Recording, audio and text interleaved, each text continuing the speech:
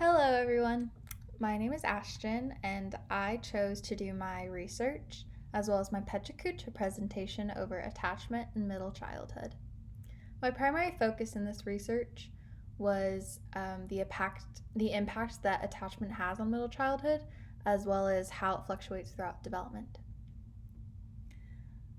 I chose attachment because it is a huge determinant of development and impacts every single individual. While the definitions can vary, the definitions of attachment styles are all pretty standard across research. So, starting off, I chose to begin this discussion over the impact of early attachment because attachment begins developing way sooner than middle childhood and can be used to predict later development patterns. Early attachment can predict both IQ and academic performance. Early attachment security is associated with a higher IQ as well as an elevated academic performance as compared to their insecurely attached classmates. However, this prediction was not found relevant before the ages of 15 months old. This finding specifically builds on the growing body of evidence that attachment is more fluid than previously believed by researchers.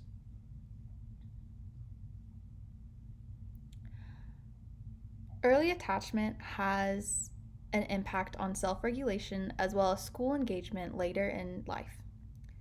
More secure attachment styles are associated with self-regulation as well as self-control. In middle childhood, this is going to aid in attention abilities in the classroom. Neurologists sought to use brain imaging to observe the impacts of early attachment styles on the developing brain. Disorganized attachment is associated with a larger hippocampus, as you can see by looking at the purple on the images, in middle childhood. This finding can be contributed to a higher stress level, and additionally, a larger hippocampus later in development is associated with negative behavior problems in middle childhood.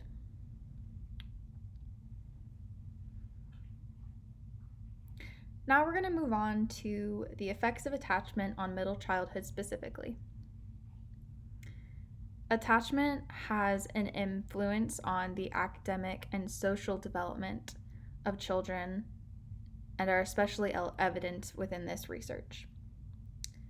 There are many ways to observe and determine attachment at this stage, and one way is the Middle Childhood Attachment Strategy Coding System, or MCAS for short.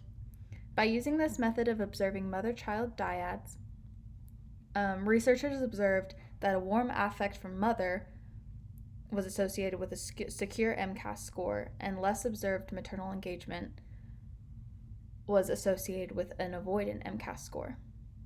As previously mentioned, attachment styles during middle childhood impact multiple areas of development. One example, as seen in these photos, research found was that there is a correlation between insecure and ambivalent styles of attachment, as well as seen in lower math and reading skills. Additionally, researchers found that attachment style in middle childhood is associated with intelligence and language skill. Secure attachment demonstrates higher skill level than children with disorganized attachment. Additionally, children that demonstrated secure attachment style also showed better achievement, as well as more advanced coping skills when presented with problems.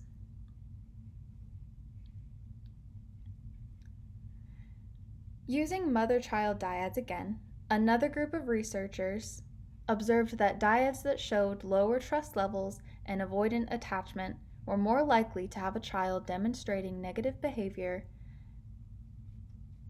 Additionally, these dyads showed that the negative behavior stemmed from negative mother affect. At this point, I'd like to return to the discussion of attachment fluctuations. As previously mentioned, there's a growing body of evidence that shows attachment to be more flexible and dynamic, changing due to multiple variables. Researchers found attachment to be fluctuating and attribute such fluctuations to both time and context.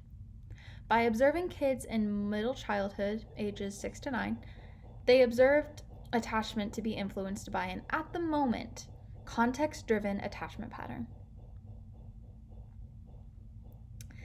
The key to this, as found by the research, is caregiver consistency. When trust is demonstrated, fluidity might be able to increase along with development.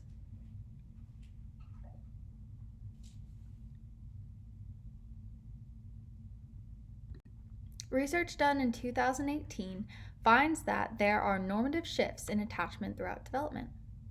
When we look at the attachment development from middle childhood and into adolescence, we can see how this transitions. Trust, like consistency, remain the same. However, all children become more avoidant in their attachment styles as they develop. Researchers find that this is most likely due to growing independence from caregivers, in addition to an increase in dependence and reliance on their peers. Lastly, there is limited research on how to actively create positive change in attachment styles as late as in middle childhood. However, due to the increase in literature on attachment fluidity, that might be a new development.